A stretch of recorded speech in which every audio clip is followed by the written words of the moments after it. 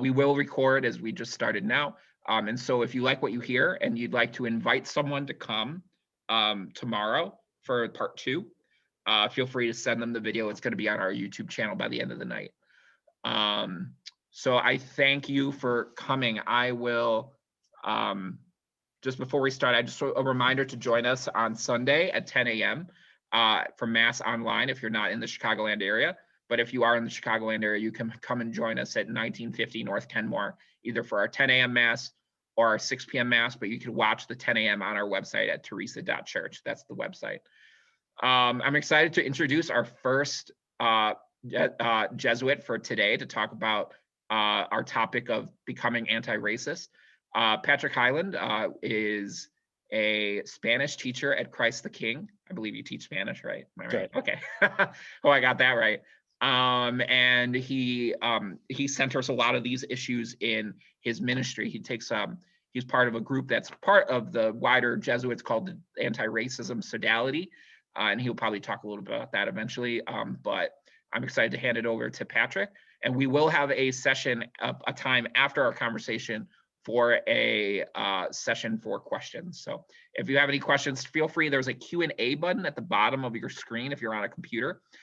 Feel free to start asking questions through the presentation, and then we will answer them at the end of the session of the presentation. So I'm going to hand it over to Patrick, and we're St. Teresa is so excited to have you and your Jesuit brothers. All right, thank you. Let's begin in song. Mr. Victor Trent Cook and the Three Mo Tenors Gospel Ensemble.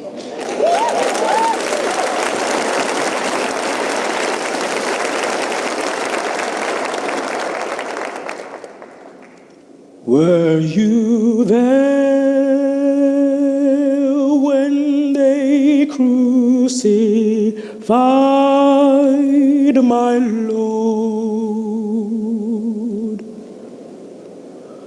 Were you there when they crucified my Lord?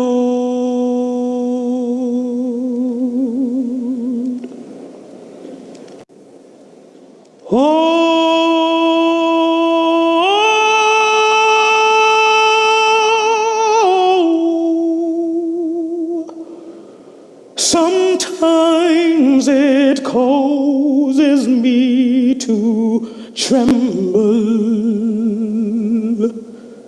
tremble.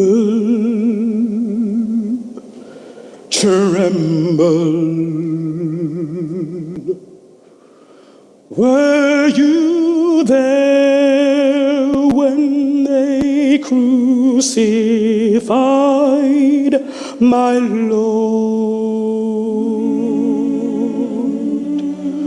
Were you there when they nailed him to the tree?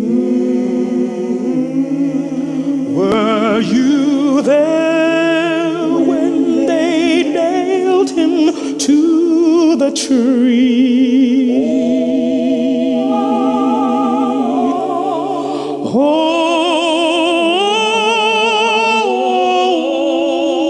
Oh, sometimes it causes me to tremble, tremble.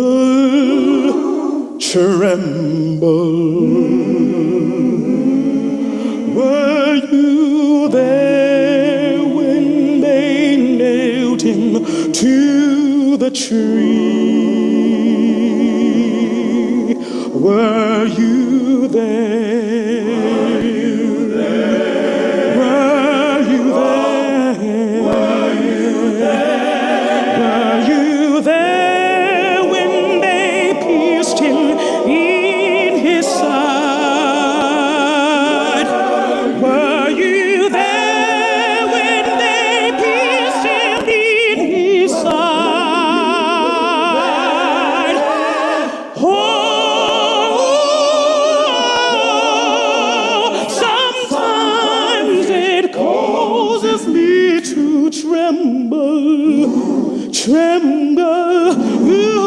tremble. Were you there when they pierced him beneath his side? Were you there? Oh, were you?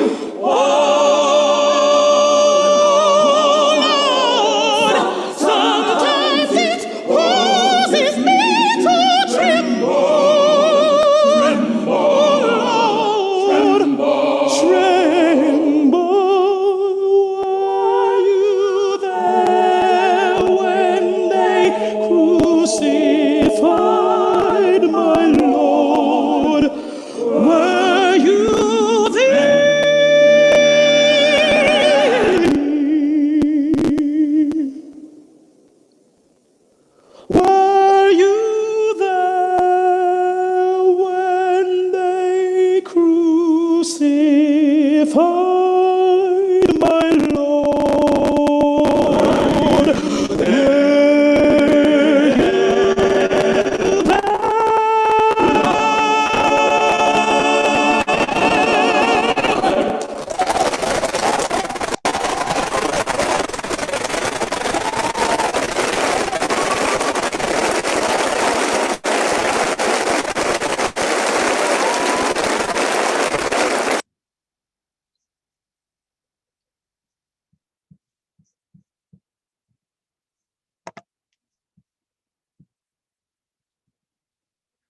A reading from the Gospel according to John.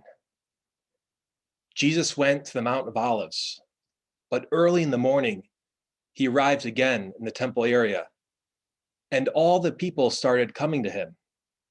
And he sat down and taught them. Then the scribes and the Pharisees brought a woman who had been caught in adultery and made her stand in the middle. They said to him, "Teacher, this woman was caught in the very act of committing adultery. Now in the law, Moses commanded us to stone such women. So what do you say?" They said this to test him, so that they could have some charge to bring against him. Jesus bent down and began to write on the ground with his finger. But when they continued asking him, he straightened up and said to them, "Let the one among you who is without sin be the first to throw a stone at her." Again, he bent down and wrote on the ground. And in response, they went away one by one, beginning with the elders. So he was left alone with the woman before him. Then Jesus straightened up and said to her, "Woman, where are they? Has no one condemned you?" She replied, "No one, sir." Then Jesus said, "Neither do I condemn you. Go, and from now on, do not sin anymore." This is the spirit with which I want to begin my reflection. I do not wish to condemn. It is not my wish to embarrass or guilt. Instead, I wish to give this talk and hopefully have each of you listening to this talk sign off this evening with a purposeful, prayerful, and inviting sense of self and communal reflection. I imagine that this is how each of the members of the crowd left in this gospel passage. After all, they came upset and challenging and left in silence and one by one. I think this gospel passage is appropriate for the reflection tonight for other reasons too. I find it very easy to imagine myself within it. This is a particularly Ignatian way to pray with the Gospels. So, if you do not mind, allow this young Jesuit to share just a few fruits of his own prayer. What must it have been like to be there in that crowd? I'm sure we all have a favorite teacher from our experience over the years. Those who have the gift of teaching can truly entrance their students. And that is how I want to imagine myself were I in this crowd. that is not the story we hear. Instead of simply soaking in what Jesus was teaching, the crowd, or at least the scribes and Pharisees, the so-called religious leaders, seek to trick Jesus, to test him. Were they even listening? How does one interrupt Jesus' own teaching to, well, attempt to kill someone? Were they even listening? Now, as a high school teacher, I surely can relate to the frustration that Jesus must have felt to be interrupted and seemingly sidetracked, perhaps just as he was getting into a groove. Rather than be open to the teaching of Christ, it seems those in the gospel want to rest on the rules. Rather than be challenged themselves, they want to convict others. This too speaks to a potential theme tonight that I want us to be wary of for sure. If we find ourselves too quick to point a finger, to respond with a dismissive comment, I wonder if we are truly listening to the teaching of Christ or of someone or something else. I'm also fascinated by what Jesus does in this passage. It is the only time, the only instance we have in the Gospels of Jesus writing. What did Jesus write? We do not know. The Gospel writers do not tell us. Again, we are distracted by the desire to condemn rather than to learn. I find it tragic that we have no record of what Jesus wrote because of the hatred of a crowd, or at least a group of people. They must have truly been distracted. Going back to the frustration of Jesus, I wonder if Jesus was writing the modern day equivalent of an angry email he would then keep in his drafts, perhaps never to send, but only to vent and think through his emotions. Perhaps Jesus was doing the equivalent of journaling, buying time to keep from exploding, or at least prayerfully reflecting on the situation he was being put in by the scribes and Pharisees. I think it is important to note the silence of the crowd. It is the scribes and Pharisees who interrupt Jesus. The people started coming to him, we're told, early in the morning and sat down and joined him. Would not the crowd prefer for Jesus to continue than for him to be interrupted? Could not the crowd have told the scribes and Pharisees off if they wanted? Not now, they might have said. It seems they did not, because we're told that Jesus, seemingly hoping to ignore the inquiry, is pressed into giving a response. Jesus gives a response indeed. Who here is perfect? Again, another theme appropriate to keep in mind tonight. No one of us is perfect. No one of us ought to be left to condemn either the woman in the gospel nor one another. Instead, may we all leave here in the spirit of prayer and with Christ's departing words as our mantra. Go, and from now on, do not sin anymore. Now, if tonight's opening song needs any introduction, here it is. Every Jesuit goes on the long retreat, a 30-day silent retreat, at least twice. Once is in the very first year of being a Jesuit, the first 6 months, in fact. I recall a particular period of prayer in which the gospel song we just heard became the mantra, the refrain to my prayer, almost as a response to my prayer itself. Perhaps like anyone, I can be concerned with doing the right thing or saying the right thing. It was in prayer that God's response seemed to be simply, were you there? I found this question at once inviting and having the effect of deflating my anxieties. What were important, after all, were not my GPA or test scores, my resume or references, what I wore or how I looked, but quite literally, whether or not I was there. It was as though Jesus was not asking for the impossible.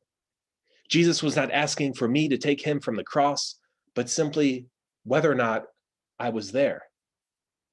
I found myself asking, am I the sort of person that even puts myself in the situations to encounter Christ? Put another way, do I follow Christ comfortably close or too close for comfort? Would I have been at the foot of his cross? Perhaps that is a question we can all pray with next Friday. We should recall who the gospel writers place at the foot of the cross. Women. In a church that is so heavily dominated by men in leadership, nearly exclusively, in fact, what does it mean that when push comes to shove, our historical record places women at the foot of the cross? Why is it the women who are there and not the men, like Christ's own apostles? It seems that in the ultimate trial, Christ's earliest followers could not look to leadership for, well, leadership. All this is to say that the spiritual we opened up with just now has special meaning to me. But I hardly have to rely on a single prayer period for my entry or defense of the spirituals.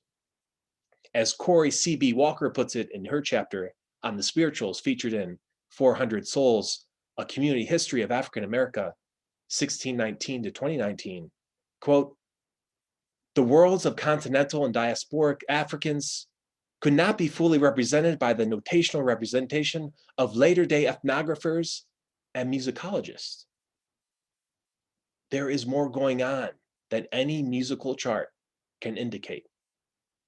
It would be difficult, if not impossible, to perform a spiritual as one would any old song. There is too much between the notes. There is too much coming, not from the page, but from the soul. While I am not a Chicagoan myself, I have lived and worked here for the past 3 years. I live in a Jesuit community and work at Christ the King Jesuit in Austin. I worship at St. Benedict the African.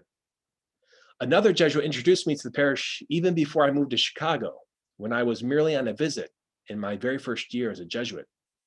Since being a Jesuit now for 8 years, I seek 3 things in a worship community: good preaching, good music, and a welcoming community. I have found all 3 in abundance at St. Benedict the African. I do not think I would be overstepping to invite anyone listening to worship with us some Sunday soon at 12 p.m. Central. This is not a commercial for a competing parish. Instead, I hope to share some observations of the great gift that Black Catholics are to the Catholic Church. I may be from Ohio, but I did not grow up on a farm, and Chicago is not the only place I've lived as a Jesuit or growing up before joining the Society of Jesus. I say this because not every comparison I make will be to the parish I grew up in, or just one particular country. This is partly a gift that the Jesuits have given and seek to instill in all of the priests and brothers they form. We are tied to no archdiocese, and while we have our own provinces or divisions, we are conscious of the international nature, not just of the Society of Jesus, but indeed of the Catholic Church itself. After experiencing the vibrant liturgical music of Latino and Black parishes, I now sometimes find it hard to worship with just any Catholic parish. While some may be accustomed to allow the cantor to do the work and to simply hum along, this has not been my experience in Latino and Black parishes. In some parishes, you stand out if you actually sing. In the parishes that I speak of, you stand out if you do not sing, or move, or clap, or otherwise show that the choir, the mass, and the people around you have your attention. Can we all agree that there's something holy in that? I really prefer the positive action of rather than the giving up aspect of Lent. I think it is too often overlooked that our Lenten penance can be something we do versus something we simply do not do, like eat a certain food or drink a favorite cocktail. I know one Jesuit who, during Lent, rather than having a latte, simply has a coffee. This is fine, but let me share a biblical passage that I think speaks more to what we as Catholics really ought to be after during this liturgical season.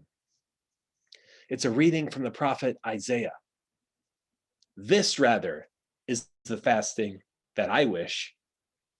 Releasing those bound unjustly, untying the thongs of the yoke, setting free the oppressed, breaking every yoke, sharing your bread with the hungry, sheltering the oppressed and the homeless, clothing the naked when you see them, and not turning your back on your own. Then your light shall break forth like the dawn, and your wound shall quickly be healed. Your vindication shall go before you, and the glory of the Lord shall be your rear guard. Then you shall call, and the Lord will answer. You shall cry for help, and he will say, "Here I am." Let me provide an answer to a common question. Why are you interested in this? Why do you care about this so much? Where does this passion come from? Let me answer with a modified quote from Valeria Luiselli's book of her experience working as a translator for immigrants seeking asylum in the United States.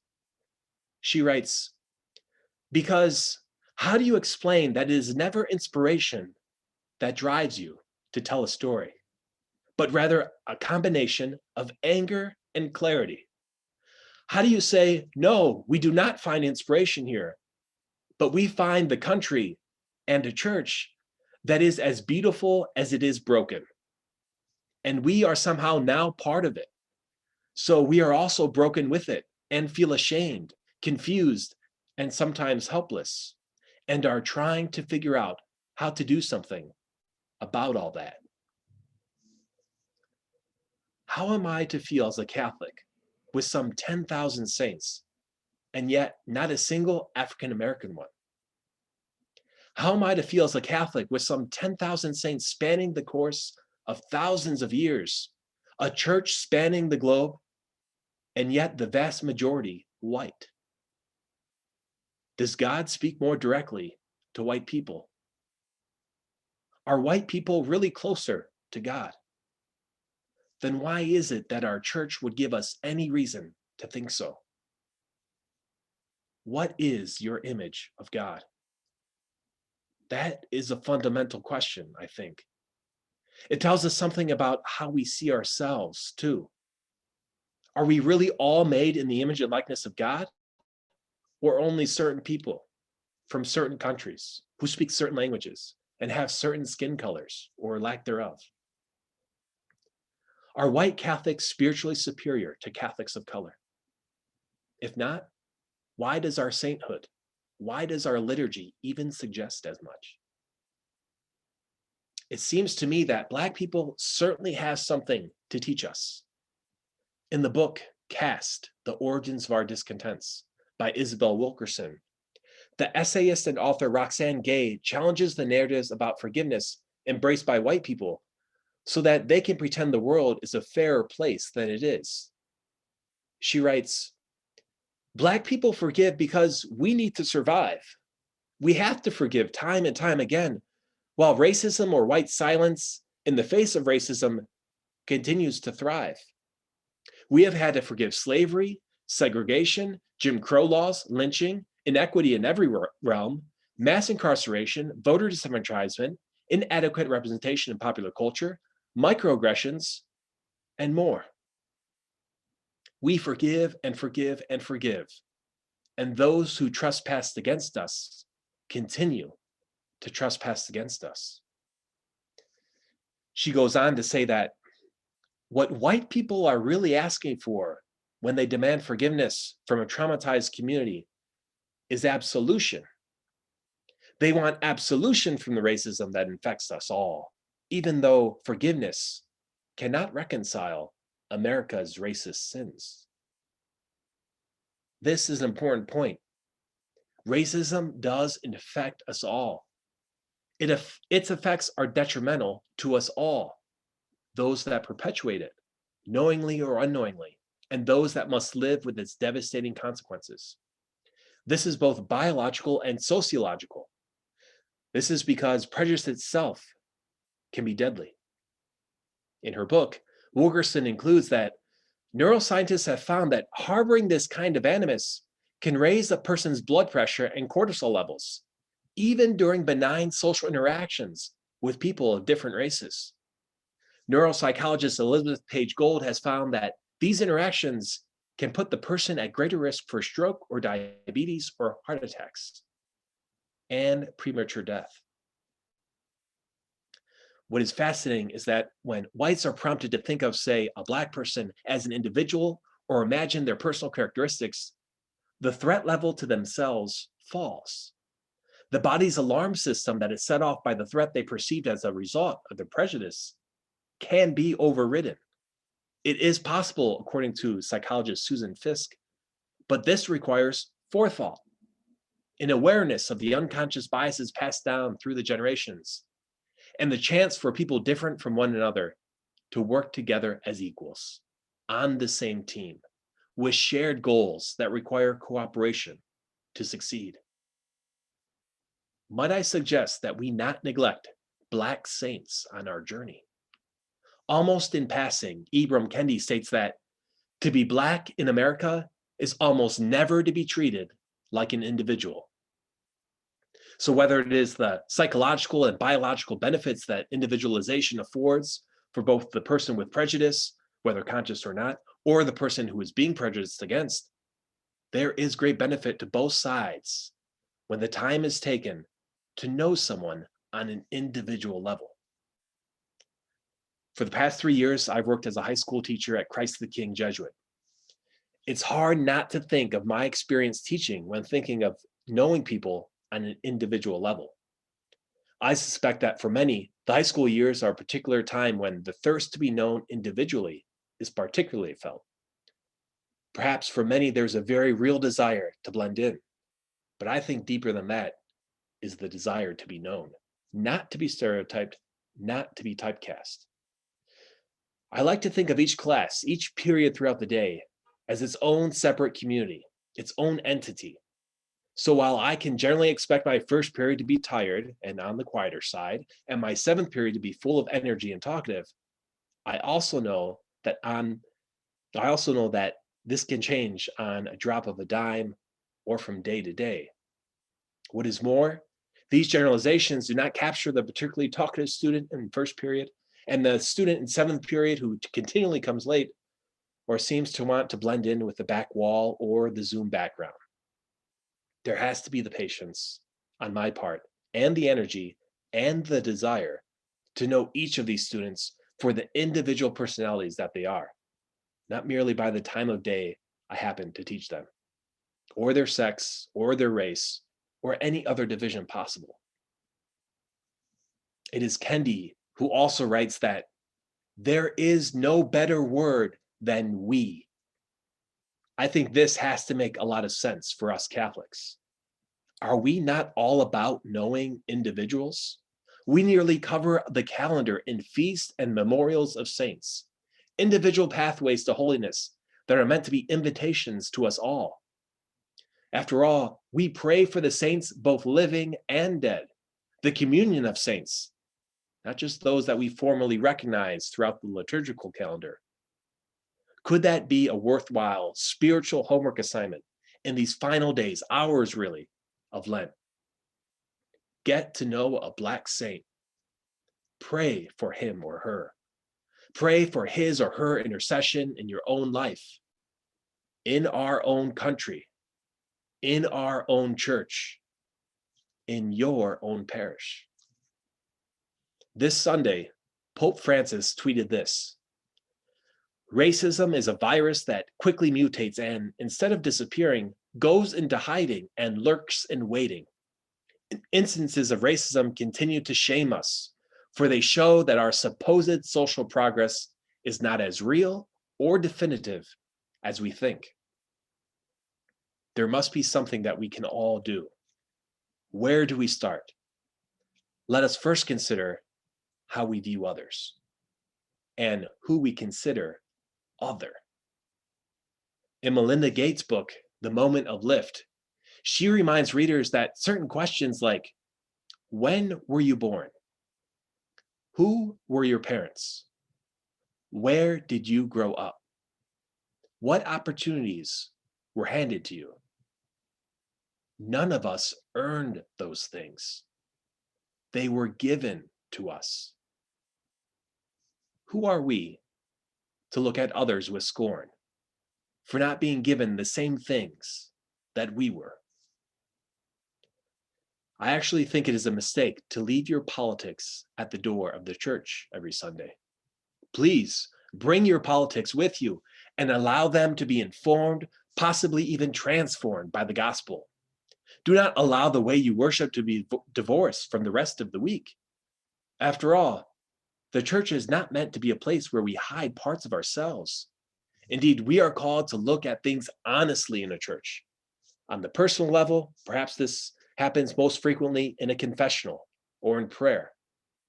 On a parish level, perhaps this happens during meetings or community-wide decisions. We eat the one bread to be the one body.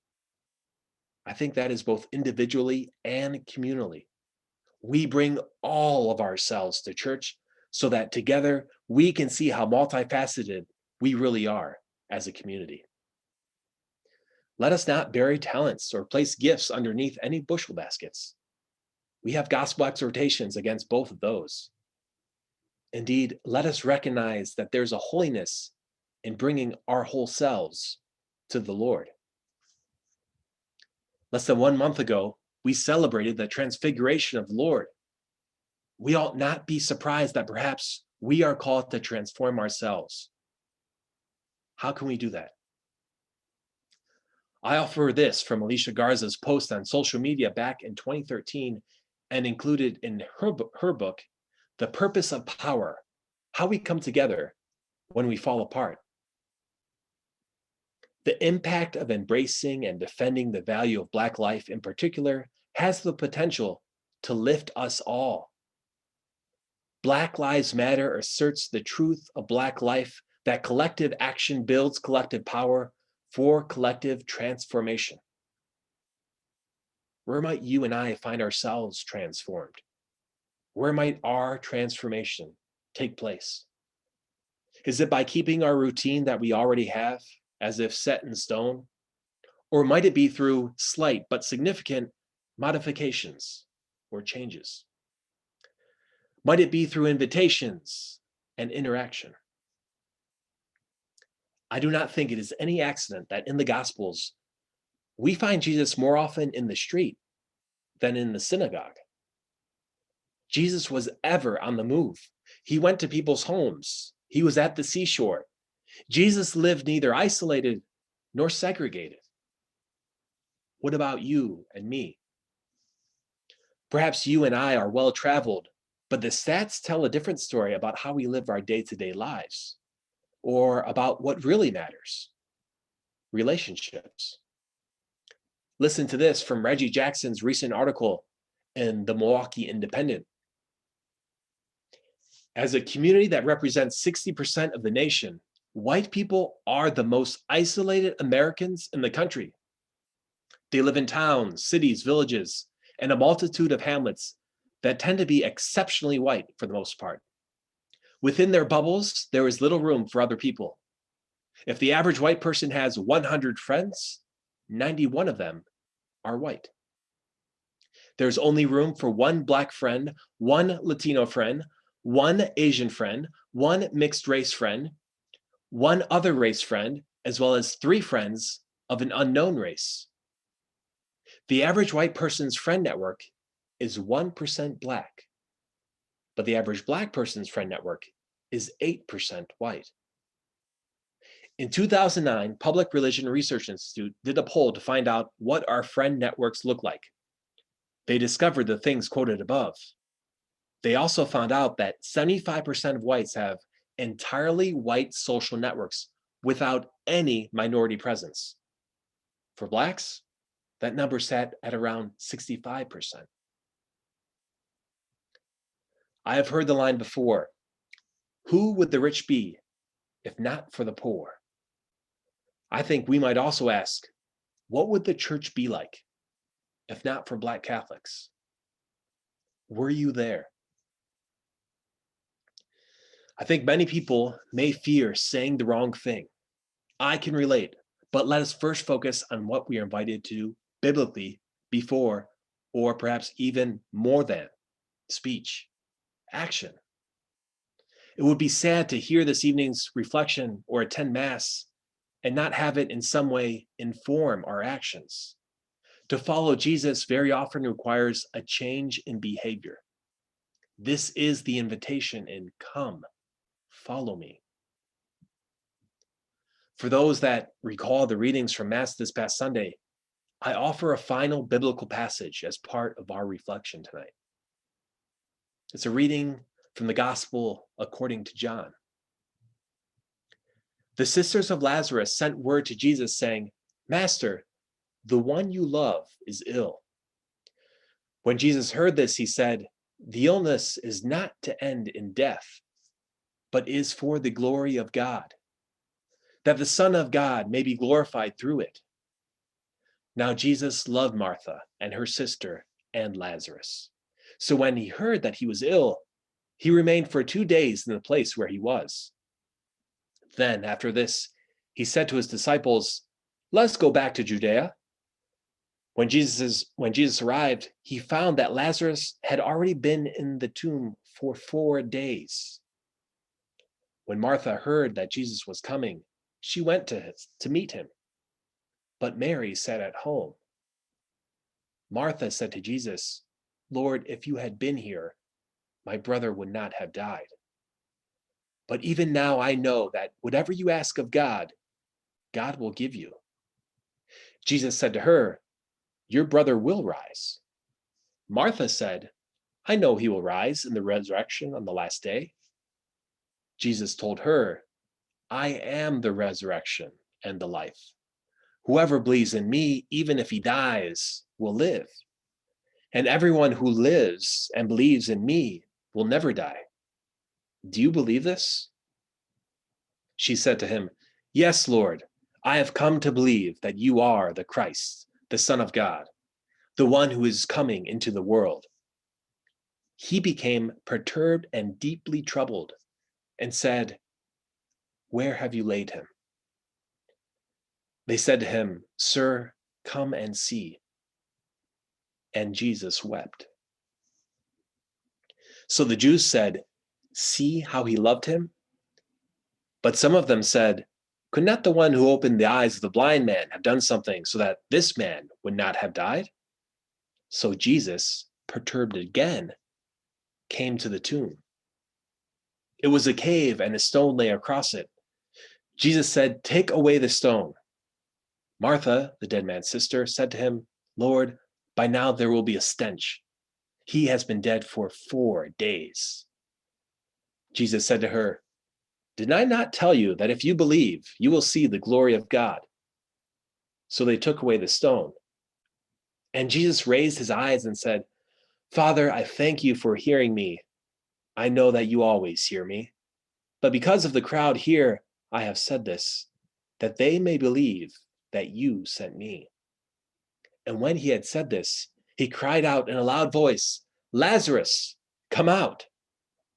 The dead man came out, tied hand and foot in burial bands, and his face was wrapped in a cloth. So Jesus said to them, "Untie him and let him go." Now, many of the Jews who had come to Mary and seen what he had done began to believe in him. Perhaps our works have been blind. Perhaps they have lacked vision, or maybe they have been non-existent. Perhaps Jesus could be looking at George Floyd and Breonna Taylor and so many others and still be saying those same words.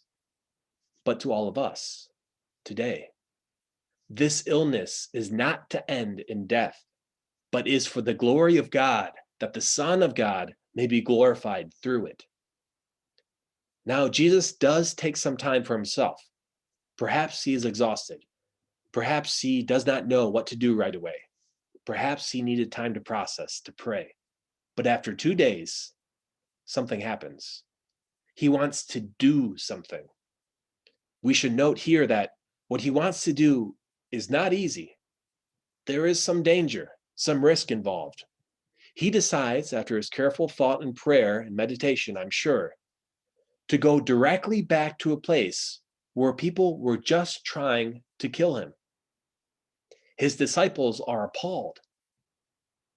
Perhaps to be Christ-like sometimes means putting ourselves in situations that are a bit risky, if only to us. I'm convinced that the light is within us as Catholics, as Christians, as the church. We do not have to go elsewhere for truth, you and I. We hear it each week. We eat it each week. In normal times, we would drink it each week. But do we walk it? Anyone with ears can hear it. And anyone who has received their first communion can eat and drink it. Those seem easy. Have we not been doing those since before we could drive or vote or drink? But do we walk it? Do we live it? This is what Christ is most concerned with here in the gospel. This moment is so important for the disciples because they will soon believe, and Christ knows it. I think this moment may be so important for the Catholic Church and Chicago and this parish and your faith life, because there is great potential. His disciples agree to go with him, thinking that they are going to their deaths. Don't you and I think that we would sooner be caught dead than at a rally or a protest or a demonstration or on the news or phoning our congressperson or challenging our pastor or challenging our brother or sister in the Lord? Don't we think we would sooner be dead than confess in the confessional the sin of racism, sexism, homophobia, or transphobia? It was 4 days that Lazarus was in the tomb. It has been 400 years that our Black brothers and sisters have been brought against their will to this country and toiling ever since. The great majority of that time under the bondage of slavery, not as slaves, but as enslaved. Lazarus is not just one man, he is millions of men. Do not forget that the reason that Jesus knows Lazarus is because of his sister, Mary. It was Mary, the gospel reminds us, who had anointed the Lord with perfumed oil and dried his feet with her hair. Like our connection to the benefits of unpaid labor, the backs upon whom this country was built, Jesus knows he is indebted to this family. We would be hard-pressed to find in the Bible a better instance of Christ being treated so well. Perhaps this is step one. Jesus knows his debt. It is incredible to me that it is Mary and Martha, the mourning sisters of their dead brother, who speak with such faith to Christ. It is Martha who says, "Lord, if you had been here, my brother would not have died." And the oddest thing happens. It is Jesus who becomes perturbed and deeply troubled. And Jesus weeps. Can you imagine what his disciples were thinking? Mind you, they are convinced that they just marched to their death. They are now surrounded by people who want to stone Jesus. And now they are looking at Jesus, who is himself perturbed and deeply troubled. And then it happens. Jesus wept. Step two.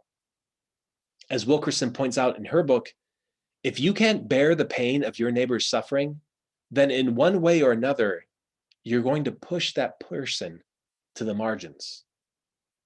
We know that Jesus is not about pushing people to the margins.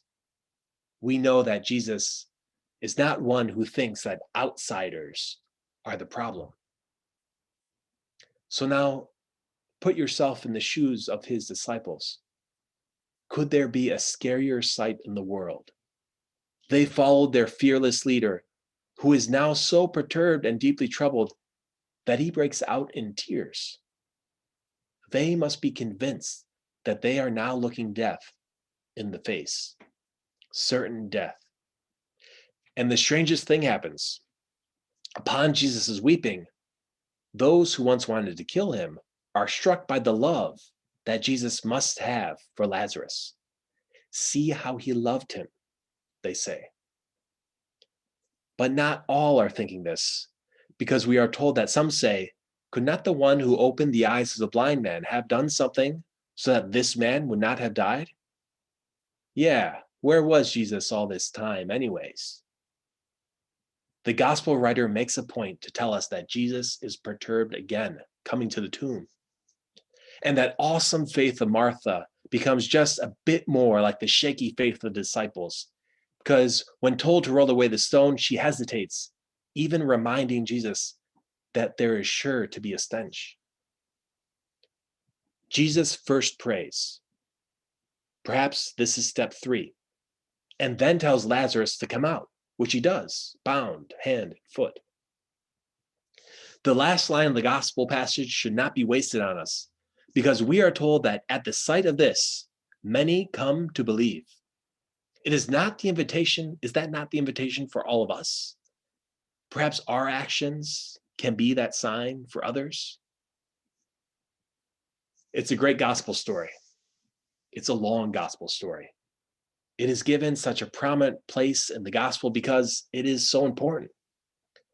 Perhaps its length is why it is paired with a reading that gets to the gist. The Spirit is alive because of righteousness.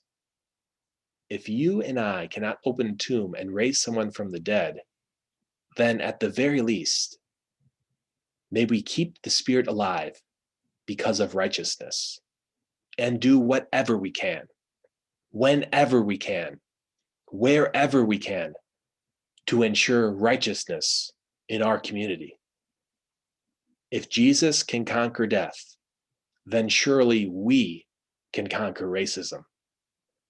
With Martha and Mary as our guides in faithfulness, expediency, and love, may this gospel story be our invitation to action, to know our debt, to weep, and to pray. Amen.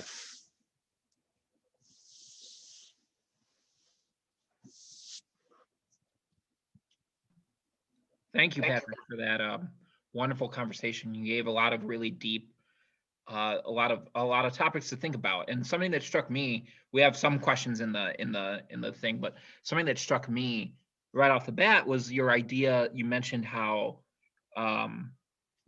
it's a we, that it's not that if someone else gets something, it's not something that I lose. I listened to an interview lately with I forget her name, Heather McGee, who talked about broken pool, drained pool politics, right? That in the 60s, which really isn't that long ago, that civil rights activists got the right for Black people to swim in public pools. And there's a prominent pool in Alabama that literally a lifetime ago, 60 years, people on the call might have been allowed, that when Black people started to be able to go into the pool, the local council voted to fill in the pool. So white people lost something too, that people forget that this hurts white people as well, right? That's a perfect example of because there was advance, the white people in the area said no, that we can't have a pool, so everyone lost a pool. So that's what struck me and that came to mind while you were talking. We have some questions here. One question, feel free. I have some questions in my back pocket as well, but if you have any questions, feel free to share. I know spiritual questions, this is a tough topic, so feel free to ask. But Dina asks that you speak of African and Latinx Catholicism that you've experienced. Can you speak to the embrace of the Asian Catholic culture in your experience? I think with the rise of anti-Asian hate crimes in America, this is especially important to address in our church. Yeah, certainly my experience is more limited with that. But what comes to mind is a community of Vietnamese sisters that live just down the street from where I lived in St. Louis, the Jesuit community at St. Louis University, and fellowship with them, or just thinking of my own classmate who's a Vietnamese immigrant and now studying to be a Jesuit like me. So I haven't had as much experience. Some connections, yes, but not quite like the year that I spent in Ecuador, or the 3 years at a parish in St. Louis, at a Black parish in St. Louis, or the 3 years now at the Black Parish, St. Benedict the African on the South Side. Or even now, like formally in studies, I'm studying at the Institute of Black Catholic Studies at Xavier University of Louisiana, which is the only Catholic HBCU, historically Black college or university. So yeah, it hasn't been as much a part of my formation, but yeah, I do have those personal relationships, both with the classmate and people I used to live near. If you're in Chicagoland, there's Mother Teresa of Calcutta Parish. It was originally St. Therese Chinese Catholic Mission and St. Barbara, and it is recently fused with the Renew My Church process. It's in Chinatown, and Father Francis Lee does a really great job of incorporating. He's Chinese himself, but he's really good at incorporating Chinese culture and concepts. I went to their before COVID, in the before time. I've been to their Chinese New Year celebration where they incorporate traditional Chinese festivals and ceremonies with Catholicism. So if you're in Chicagoland, I highly recommend taking the Red Line down to Chinatown for Mass sometime, or watch it online. I'm sure it's online, knowing the world today. Yeah, it's a wonderful stat of the hundreds of languages that the Catholic Mass is celebrated in every Sunday in the Archdiocese of Chicago. There's incredible diversity just within this archdiocese. Yeah, and this next question is pretty good. I'd love to hear what you say about this, and I'm curious what you mean by your rhetorical question of what would the Catholic Church be without Black Catholics, since relatively speaking, the Catholic Church is generally without Black Catholics. Sure. Yeah, certainly within the United States, but think of like, I suppose the continent of Africa, where in some cases, at least for the Jesuits, they are literally turning people away from the novitiate.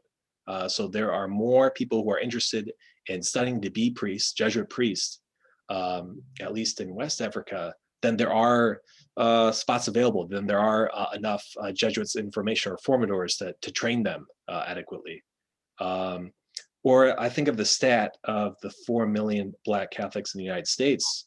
Well, that segment right there is bigger than any other denomination in the United States. So I think, yeah, it can be tempted to think that, well, actually, this is a drop in the bucket. But actually, that partially is just simply a misrepresentation. And I think a lot of times we don't even realize the sort of influence that Black Catholics have had. I know in just opening a hymnal, only now do I look more closely at writers or where it comes from. And it's only now or more recently that I realized so many of those songs that we sang, like in grade school growing up, were actually spirituals, and we just didn't know it.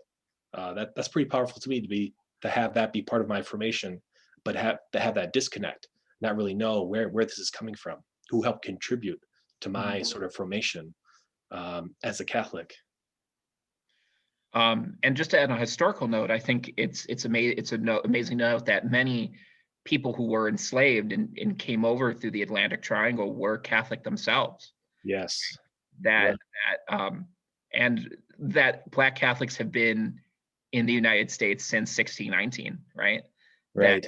And it's there's a lot of good books. I'll put them in the chat. Maybe the kind of there was this myth that Catholicism in America is like a German, Polish thing, Italian thing, starting in 1920. But Black Catholics have been there since the beginning. So yeah, it's fascinating and a complicated sort of relationship or question, like, is Catholicism the white man's religion? And I think it is tempting to think that, and I think it's in certain sense justifiable to think that, because you can look at the detrimental effect or the detrimental way that it was used to justify slavery. But then we also look at how biblical stories themselves actually find their source in African religious traditions. So it's more complicated than a simple answer to complicated questions like that. Yeah, I just put in the chat a book called Authentically Black and Truly Catholic. Highly recommend. Hi, Patrick, you might know what I'm talking about. It's a I fantastic. do. Yes. Oh my God. Look at that. It's a fantastic book. It's about how essentially black migrants fleeing the South to Chicago became Catholic, and then how that Catholicism became Black, right? And it's one of the best books I've read on the subject. And like you can see it today if you're Chicago native about there is kind of it's kind of dying out on some level, but there is an activist streak of like people are familiar with Saint Sabina and all these churches that really work in it. And the book kind of explains the roots of that mentality and that form of Catholicism. You talked about, this is a question from me. You talked about Black Catholic saints. Do you have any favorite Black Catholic saints? I put a list in the chat, but do you have any that you'd like to talk about? Yeah, like one that stands out is my first job after college. I started teaching at a Cristo Rey High School in Cleveland that is named after St. Martin de Porres. And so I got like an Afro-Peruvian a saint he is, and so that certainly stands out. I was just kind of marveled at the sort of wisdom in naming the school that having a saint that looked like, or that was from an area that many of the students were from, that can claim the same ancestry. Like I think that clearly is important. And certainly I suppose St. Benedict the African, just because that's where I worship now. Those two stand out. But I should also confess, I'm still on this journey too of studying, at the Institute of Black Catholic Studies, and knowing more of the history myself. And with a church with as many saints as ours, it's hard to become an expert in saints, especially with so many saints we actually know so little about.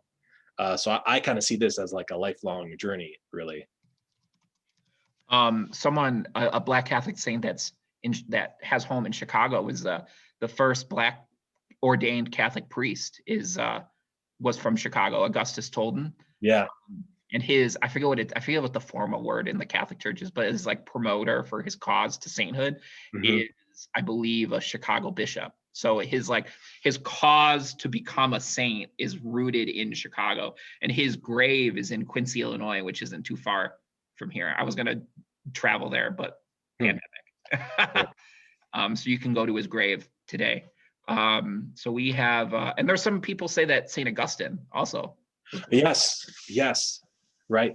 But that's a historical argument that I don't want to get into. Perfect. Thank you for this powerful presentation. It renews my faith in the Catholic Church to hear one of you speak so clearly, directly, and truthfully about white history. The church needs your voice. If there is any way I can help raise your voice, I want to do that. Oh, I guess there isn't a question there, but it's a positive. Appreciate you reading it. Perfect.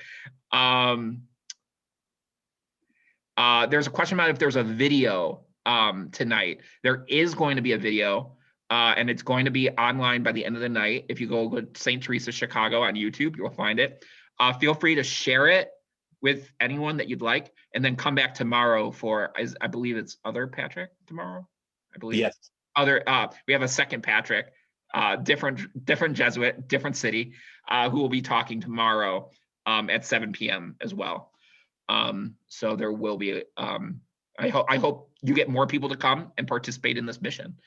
Let's see.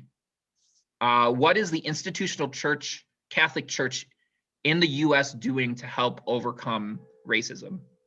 Yeah, that's a good question. So the USCCB does have an ad hoc committee on anti-racism, but it's interesting because it's either that they don't have a website, or the website was recently taken down, or that has very little on the website. And I'm getting this from Olga Segura's recent book, Black Lives Matter in the Catholic Church, or it's called The Birth of a Movement, Black Lives Matter in the Catholic Church, where she kind of makes that point and says, if we have this committee and they're doing work, well, let's make sure that we're actually letting people know about it, and let's have a website and let's have the information there. So I know like at that level, that's going on. Then I can speak to the Jesuits, and I know you mentioned the Jesuit Anti-Racism Society and the group of Jesuits within the Midwest, and now in other provinces too. So there's 4 provinces in the United States, and basically now this is kind of growing to other provinces where people who want to get involved, who recognize this as an issue and want to put their heart into it, are beginning to take shape. And I know at the parish level, the parish that the Jesuit parish in St. Louis, where I used to be before Chicago, has now formed, or has formed for many years, this anti-racism group. But now they are collaborating with Crossroads, which is a nationwide organization that basically capacitizes or trains people in anti-racism. And it's all about making an organization anti-racist through education and through basically metrics, where you can size up your organization and look at real steps that can be done to honestly look at it. So there's so at the bishop level, at the Jesuit leadership level, it's a priority for the Midwest province now, this mission of reconciliation and anti-racism. The Jesuits have announced the creation of a foundation between the descendants of the slaves that were the enslaved that were part of the 270 some that the Jesuits sold. And so now the sort of conversation isn't, well, what's the one-time payment that can be made, or that's not what descendants are interested in. They're interested in working together in a collaboration going forward to do good work, education, but then also providing for the education of descendants who are seeking higher education, or taking care of the elderly of the descendants now. So it's basically a beautiful partnership that is desiring to basically help do the gospel. So it's really cool to see that. It was just recently announced within the past few weeks. And that I think is really promising, and it's kind of like a first of its kind, and hopefully can be a sort of example to other institutions too that traced some of their profits, their existence back to slavery, because it's not just the Jesuits, of course, and it's not just a particular bank or particular companies, but it's fascinating. The insurance that the Jesuits have, Aetna, has roots back to slavery. The bank that so many Jesuits or the Jesuit institutions bank with, J.P. Morgan Chase, has connections back to slavery. It's all intertwined, and if the Jesuits in some way can be an example about, okay, how can we responsibly go forward and do good work? That can be really exciting. Yeah, I feel like it's not known as well that the Jesuits sold I forget the number, 273, and that saved Georgetown University. So like the kind of flagship Jesuit university owes its modern existence to the sale of human beings, right? And I put the link in the chat to the New York Times story on it, that the Jesuits 272 that the Jesuits are pledging $100 million to repudiate this harm, which is quite amazing. We have more questions. To correction of something I said earlier. Thank you, Joshua Peters, who will be talking eventually. Patrick St. John is not talking tomorrow. Joshua is talking tomorrow, and then Patrick is on Saturday. So I got those mixed up. So, and then thank you, Andrew. Tolden's cause was initiated by the Archdiocese of Chicago, and Bishop Joseph Perry is the postulator, which is the formal term. So that's more specific information on that issue. So thank you for that. This is from Anne-Marie, a parishioner at St. Teresa. Thank you so much for your reflection. I found it to be as beautiful as informational. I appreciate the reference to the lack of an abundance of Black saints. In my whiteness, I have never pondered that. I never pondered that, period.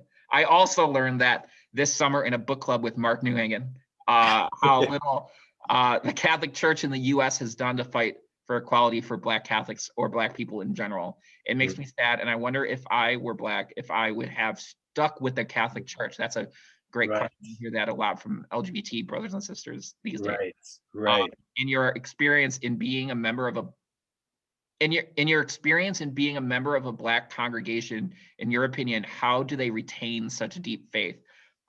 For more information, more specific of what Anne Marie was talking about, we read Brian Massengale's Racial Justice of the Catholic Church this summer. About like 60 or 70 parishioners got together to read that. So Yeah. another fantastic book I'll put in the chat. But if you have answer to that. Gosh, I don't know. I don't know the secret. I don't know the trick. I just know that I want to be around it and I want to learn from it. And yeah, I mean, I want to be close to it and I want to soak it in as much as I can because I think it's there. I think there's something tangible. You know, they always say in the parish, there's a sweet, sweet spirit in this place, or it's a song too that we sing. We always reference that, and I think it's not just something that is said, and so that keeps me going back for more. And like I said, it's those three things I look for in a community, and I've just been overwhelmed how welcoming the community is. You know, I sometimes think back to the you know, maybe parish I grew up in or other parishes that familiar with. Yeah, what would it be like to be somebody that's not part of the parish and enter? And would anyone even go up to them and say welcome, or would there be any invitation? I've said before that, yeah, I think sometimes the only race that people want to talk about in church is the race of people going to their cars afterwards to get out of there. I just find it shocking that that exists in some places. It's like, no, like some of the most important stuff is going to happen just after the mass. You know, people have made the point too that in one sense, the closest you are to Jesus is in those moments. So you've just received communion, and what do some people do but be the first to get out of the parking lot? Yeah, that's not the experience of, you know, certainly at St. Benedict the African, and now with Zoom masses, that I suppose that changes the dynamic too. But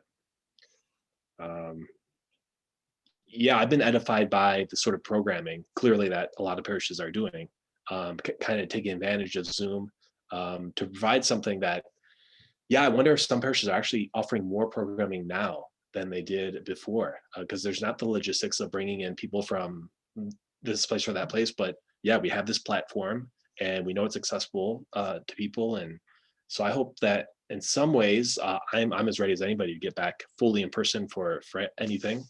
But I also hope that we don't lose some of these neat things that now we know are possible as a way of bringing people together.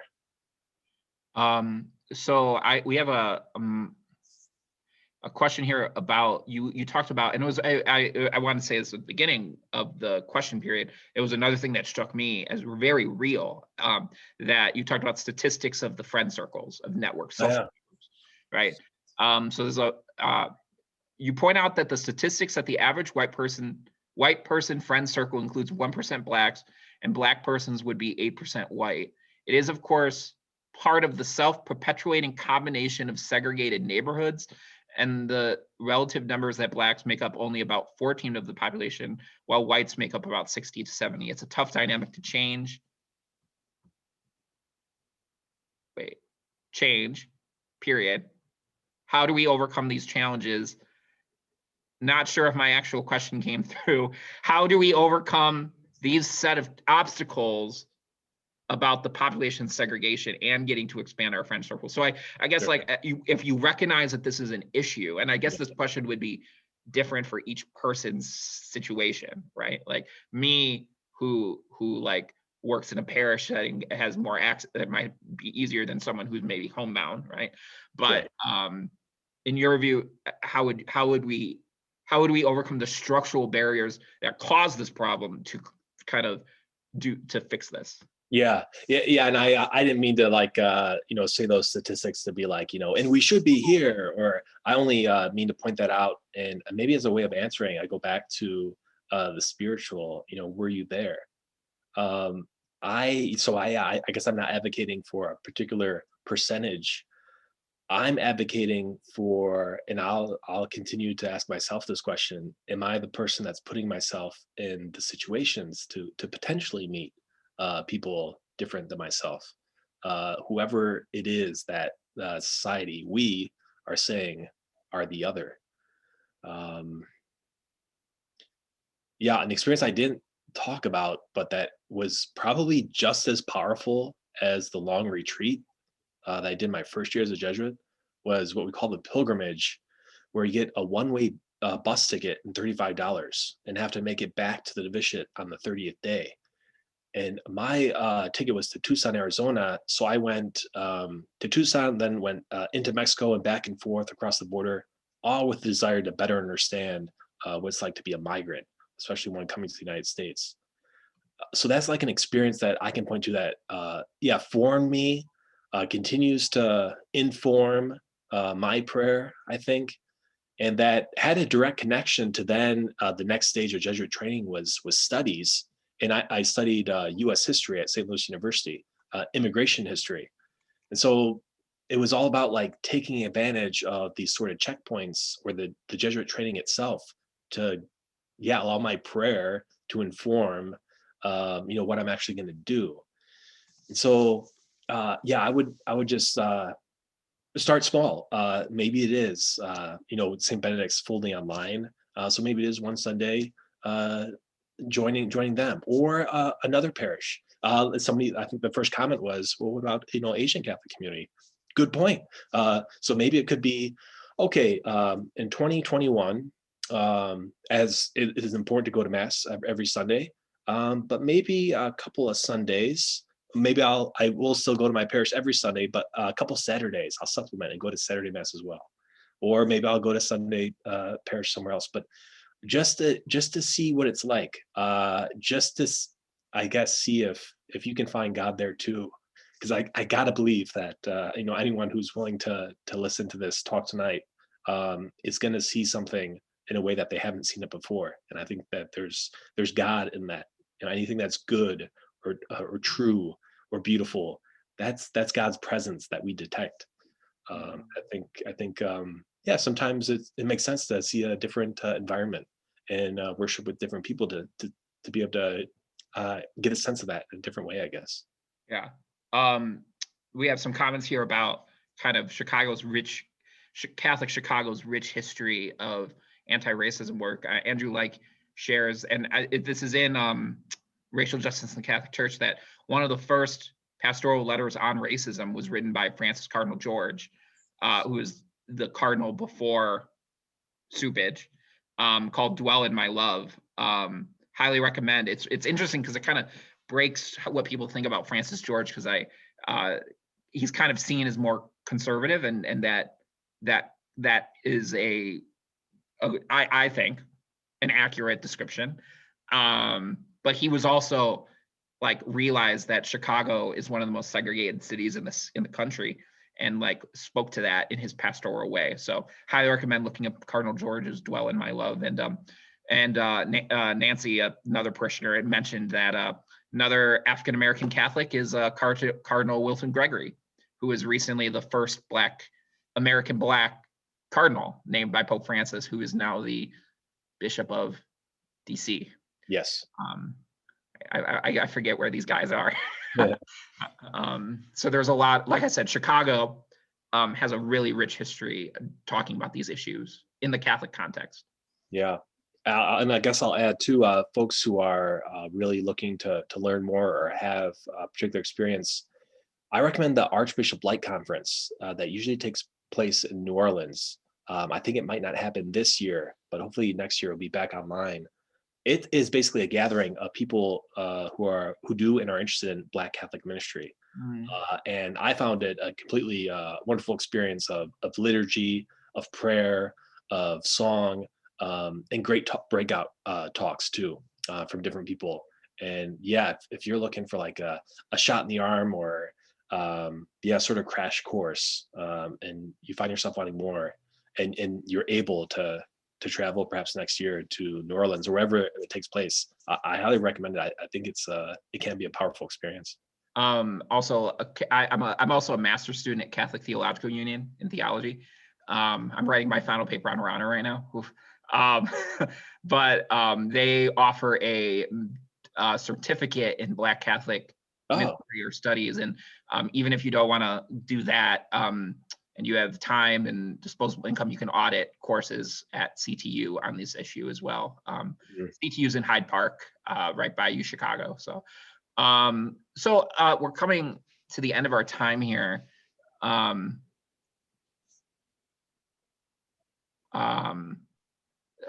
coming to the end of time here, and I want to ask. We talked before everyone got on the call. Patrick and I were talking. We promoted this event on social media platforms with Chicago Catholics, right? And there was a lot of vicious comments, right? And I'm not one to complain. People say vicious things on the internet every day, right? But there were some comments about how by doing an event like this, we're causing more division than there actually is. Or this isn't actually a problem in the U.S. That there's, or I guess I'm saying there's a lot of, especially in white communities. Or for example, there's a lot of I've had this conversation about when we do events like this, the people that come are the people who are interested in this, right? Like it's the progressive parishes speaking to the progressive parishes, right? And so, how, in your view, how would you maybe approach a relative or a friend who just doesn't want to hear it, right? Like, or if you're I'm trying to understand if you're trying to understand what I'm saying, like, who kind of are like, where is this all coming from? Like, where's my syrup bottle? Like, how would you feel would be a way to approach kind of these harsh, complex issues with people who are coming from a different background, different place? yeah. And I wish I knew like the simple answer to that too, because I know it's difficult. I struggle with that myself. And the thing that first comes to mind is to just enter with a listening posture, and try and hear the person out as much as you can, even before you try to explain your conviction or your view. I almost want to say just exhaust them with your listening, because I think that is just one way to keep the door open, which I think is what has to be done if there's really going to be dialogue or progress. But that can be exhausting for the listener, of course. That's really the only thing that comes to mind, because I know it's not easy, and I wonder if it's only through experience that someone is really going to open up or change their deeply held beliefs. And so in some sense, there's only so much you can do through dialogue. But I think that is something that's so valuable to always keep on the table. Thank you. Yeah, I mean, I think that it comes up. My friends talk about it, and in fact, that question, it's come up in the church a little bit. So I appreciate the answer. So if no one has any other questions, I feel like we've come to the end. We haven't had any new questions recently. I want to thank you, Patrick, for taking time out of your night and to preparing this conversation for us. I recommend everyone. We have some more. I have people who have reached out to me. They can't come today. They're doing this, doing that. But we'll have, hopefully the people who are here will come back tomorrow, and hopefully more people will come back tomorrow. Will come tomorrow. And like I said, if there's anyone, if you really liked what you heard, if you enjoyed the presentation and our conversation afterwards, feel free to join us tomorrow for a conversation with Joshua Peters, who is in Detroit. Patrick's coming to us from Chicago. So, Mark, may I share one image that I thought of when someone was asking or made the point about St. Augustine? This is the wallpaper of my computer, and it was painted by a senior at a Catholic high school in Cleveland called Magnificat High School. Her name is Chloe Becker, a few years ago. And yeah, I just thought it was terrific. She actually used Black parishioners from a parish, a Catholic parish in Cleveland, to paint this to kind of stand in as the modern day. So the whole thing was like imagining these saints, in modern garb, or how would they look today, but yeah, I thought that was just so cool that because I don't often see this in a parish. I just thought it was a great representation by then, yeah, a high school senior. That's absolutely beautiful. Wow. Oh my God. Yeah, definitely keeps the spirit of seeking Yeah. Christ and in the other. Yeah. So thank you everyone for coming. I thank you again, Patrick, for doing this. Hopefully you'll join us tomorrow for part 2 at 7 p.m. Central. This video, I'm gonna be putting this on YouTube tonight. So feel free to text it to your friends, family, coworkers, church members, priests, pastors, very important, and inform them and hopefully they'll come back tomorrow at 7 p.m. for part 2. So thank you and see you tomorrow. You can just log off, Patrick. Thank you.